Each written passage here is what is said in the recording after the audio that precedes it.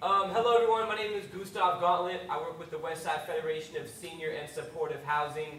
I'm on the green team. We are an organization that provides housing support and housing for over 1,800 people in 24 buildings across Manhattan and the Bronx. We have a really wide range of living situations. We have enormous apartment buildings with 200 plus units. We also have, brownstones that have been converted into like roughly 8 to 10 unit apartments. There's our building portfolio, a lot in the Upper West Side in Harlem, and you see there in the Bronx as well, and our good friend Funding House downtown in 20s. We serve independent seniors, people living with serious mental illnesses, grandparents raising their grandchildren, and formerly homeless individuals as well. So clearly we have a really large, diverse mix of buildings and a large, diverse mix of people. So when the green team came together with the goals to reduce a lot of our electricity usage and our water usage and just consumption in general, we clearly had a really large, diverse mix of people, and we need to best figure out how to successfully reach all of these different people and still provide our really base goal, which is safe and affordable housing for all of these people. Also a lot of languages, yes, Chinese, Korean, Spanish, Russian, definitely some other ones as well. So we had lots of I don't want to call them challenges, lots of variables, because it's all good things. So what Westside Federation for Senior Supportive Housing did is we formed this green team. And what this green team is it is a mix of people from all different sections of our agency who are really passionate about improving our buildings, making them more efficient, and also supporting our residents, and I think even equally, if not more important, supporting our supers. Who here has a relationship with their building superintendents? So I think everyone here knows how much incredible work these superintendents do at these buildings, from trash disposal to even sorting the trash, take out recycling out of the trash. These are countless hours of work that often goes, of course thanks, but there's no thanks big enough for our superintendents. So a big thing that we wanted to do was reduce the amount of work that the superintendents had to do in terms of sorting trash and things like that, so they can focus on general building maintenance and operation. So our big thing here was supporting building superintendents by listening to their needs. So we would come in and ask them what their largest challenges were and how we can most effectively support that. Some of our initial goals is to reduce electricity usage as well as water usage, increase composting and organics recycling, which is a new pilot program that we're doing just in the past few months, and also actively engage our residents and empower them to become building leaders. The green team, we find it very, very important that we're not just the ones out there going to every building and trying to teach people how to do things moving forward. Of course, we have a good foundation of knowledge that we want to share with everyone, but in my opinion, the most effective way to make these long-term changes is create leaders in the building that will continue to make these changes while we're not there. Because they live there, they're there 24/7. We come in, monthly or bi-weekly to check in. But that's really our goal, is to create leaders in that building. Like I said, the green team is existing employees from different areas, from building management to development, IT, and facilities. It was completely optional to join this green team. We have monthly meetings where we talk about the projects that we're working on and our next steps. But just a really great core group of people who are focused on change. I think the philosophy of how we make change is really, really important. For us personally, it starts with asking questions. We feel that a top-down approach can be effective, and it definitely is effective in certain ways.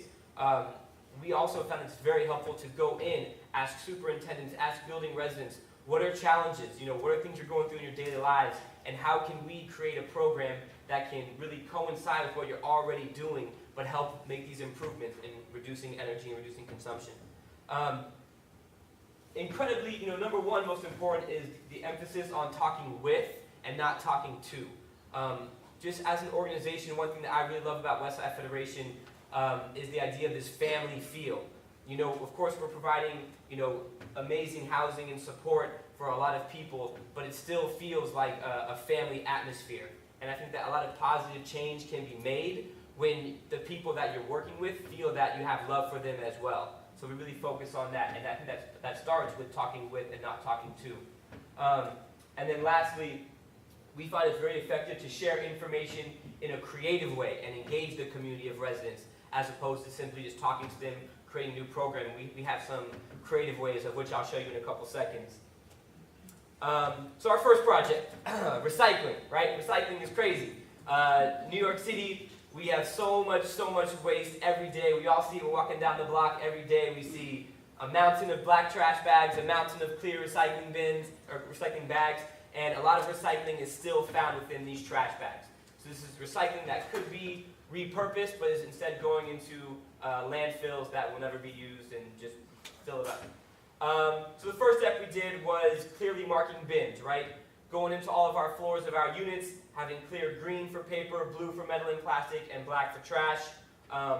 Monthly trainings, and definitely important is repetition. We have a lot of residents, like I said, who suffer from mental disability or are senior citizens, and if you go in there one time and you say something, it may work for a few weeks, but then a month later, the old habits start to happen again, which is, I think, true really of anyone for that matter. So it's really important that we come in on a monthly basis and really continue to hammer in this information with our residents. The other way we did it creatively with recycling was a video. We have found that video is a very effective way to put information out there as opposed to just listening to someone talk all day.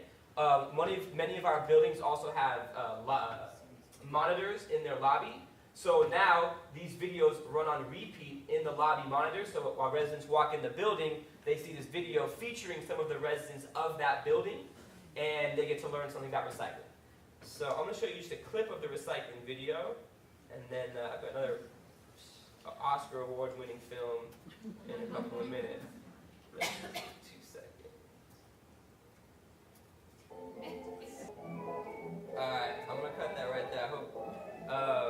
So we go into the blue bin and the trash as well. And working with Raymond was a really awesome experience to just connect with him, and he gave us his apartment to shoot in as well. And we were able to make that video by working with a group of filmmakers from NYU. So, these are young people that were interested in making the film, and were definitely much more affordable than hiring like Steven Spielberg or something like that. And they did a really, really great job. So we definitely saw increased recycling, absolutely, and again, that goes right along with reducing the time of our superintendent literally sorting through the trash and pulling out recycles so they don't get a building fine. And more than anything, we found the success of this first recycling program was a positive base for moving forward. I imagine that a lot of you, in trying to implement new changes, as Ramona was saying, sometimes there's a little bit of pushback right from the start. But when residents and people see that there is success on an initial project, it really helps build momentum for future projects. So our next one was water, right? And water is huge. Beyond the affordable housing world, just in this world, water usage is a huge issue. A big part of that being that a lot of people that rent here in New York City, we simply just don't pay water. We don't pay our water bill, that's for the building owner. So we had a lot of buildings that their water costs were off the charts, mainly due to unreported leaks, running water all day for comfort. It's people just like leaving the bathroom, what's that called? The shower running just for the sound, and also defrosting frozen meat under running water for hours and hours and hours at a time. So these are all issues that we needed to address.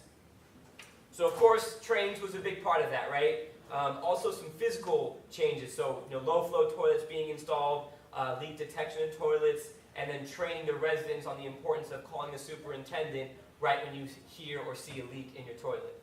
And of course, we had to make a video for that one too. So, let's bring that up. Cool. So I'm going to cut it right there to finish up on and respect the next person's time. So just to wrap it up, just in terms of tracking results, right? We used a program called WeGoWise as a metrics reading system for all of our buildings, tracking their usage over the past couple of years, and now moving forward as we've made these more trainings and implemented new changes.